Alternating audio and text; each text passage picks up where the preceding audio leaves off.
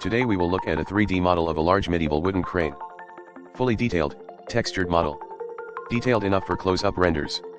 Comes with detailed normal maps, diffuse map, metallic map, roughness map, and AO map textures, 8192 x 8192. Texture resolution if necessary can be reduced substantially without losing quality. World units use centimeters. Originally modeled in 3ds Studio Max, final images rendered with V-Ray. The 3ds Max zip file contains also V-Ray and standard material scenes. Advantages: easy to convert model in other formats. No need for any special plugin to open the model. Useful for games, high-resolution renders, magazines and production. Clear topology. No multi/sub-objects materials. Materials, textures, and objects are clearly named.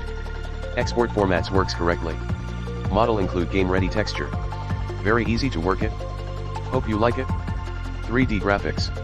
By clicking on the link in the description, you can view the 3D model in more detail and buy it if you need it.